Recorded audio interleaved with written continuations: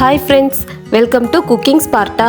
இன்னைக்கு ரொம்ப டேஸ்டான காலிஃப்ளவர் வறுவல் எப்படி ஈஸியா செய்யறதுன்னு பார்க்கலாம். பிகினர்ஸ் கூட ரொம்ப ஈஸியா இந்த காலிஃப்ளவர் வறுவல் செஞ்சிரலாங்க. டேஸ்ட் ரொம்ப சூப்பரா இருக்குங்க. வாங்க வீடியோக்குள்ள போகலாம். ஃபர்ஸ்ட் காலிஃப்ளவரை க்ளீன் பண்ணிக்கலாம். அதுக்கு ஸ்டவ் ஆன் பண்ணி ஒரு சாஸ்பேன்ல 3 கிளாஸ் தண்ணி ஊத்தி அந்த பேனை ஸ்டவ் மேல எடுத்து வச்சிரலாங்க. தண்ணி கொஞ்சம் சூடானதும் 1/4 டீஸ்பூன் மஞ்சள்தூள், 1 டேபிள் ஸ்பூன் உப்பு சேர்த்துக்கலாம். தண்ணி இந்த அளவுக்கு கொதிக்க ஆரம்பிச்சதும் ஸ்டவ் ஆஃப் பண்ணி கட் பண்ணி வச்சிருக்கிற 250 கிராம் காலிஃப்ளவரை இதோட சேர்த்துக்கலாம். இந்த மாதிரி 2 மினிட்ஸ் கலந்து விட்டுக்கலாம். அதுக்கப்புறமா இந்த தண்ணியை எடுத்துட்டு நார்மல் தண்ணியில காலிஃப்ளவரை 2 டைம்ஸ் கழுவி எடுத்து வச்சுக்கலாம். அப்பதாங்க காலிஃப்ளவர்ல சின்ன சின்னதா புழு பூச்சி இருந்தா கூட போயிடுங்க. அடுத்து ஸ்டவ் ஆன் பண்ணி ஒரு கடாயை அடுப்புல வச்சு கடாய் சூடானதும் 2 டேபிள் ஸ்பூன் எண்ணெய் சேர்த்துக்கலாம். எண்ணெய் சூடானதும் இதோட 1/4 டீஸ்பூன் சோம்புத்தூள் ஆட் பண்ணிக்கலாம். அடுத்து பொடி பொடியா கட் பண்ணி வச்சிருக்கிற பெரிய வெங்காயத்தை சேர்த்துக்கலாம். இதோட கொஞ்சம் கருவேப்பிலை சேர்த்துக்கலாம். அடுத்து 2 பச்சை மிளகாவை 4 கட் பண்ணி சேர்த்துக்கலாம்.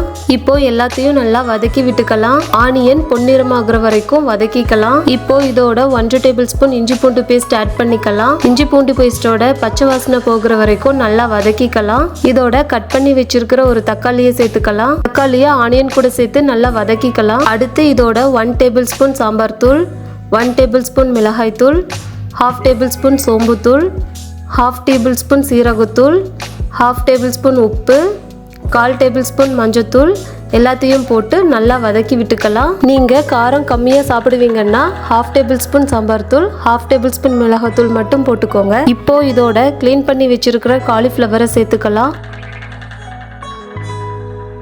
இந்த காலிஃப்ளவரை மசாலா கூட நல்லா பெரட்டி விட்டுக்கலாம். இந்த மாதிரி மசாலா பொருட்கள் எல்லாமே காலிஃப்ளவர் கூட நல்லா ஒற்ற அளவுக்கு கலந்து விட்டுக்கலாம். இந்த காலிஃப்ளவர் வறுவல் நம்ம தண்ணி சேர்க்காம தாங்க செய்ய போறோம். அதனால காலிஃப்ளவரை மூடி வச்சு அந்த ஆவிலேயே காலிஃப்ளவரை வேக வைக்க போறோம். அடுப்பை லோ ஃப்ளேம்ல வச்சு காலிஃப்ளவரை அந்த ஆவிலேயே வேக விடலாம்.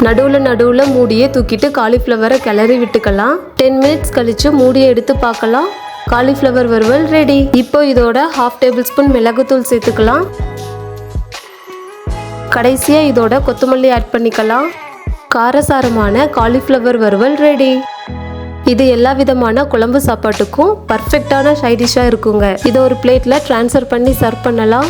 நீங்க செஞ்சு பார்த்துட்டு உங்க ஃபீட்பேக்கை கமெண்ட் பாக்ஸ்ல சொல்லுங்க. உங்களுக்கு இந்த வீடியோ பிடிச்சிருந்தா லைக் பண்ணுங்க, ஷேர் பண்ணுங்க, சப்ஸ்கிரைப் பண்ணுங்க. மறக்காம சைட்ல இருக்க பெல் பட்டனை கிளிக் பண்ணுங்க. தேங்க்ஸ் ஃபார் வாட்சிங்.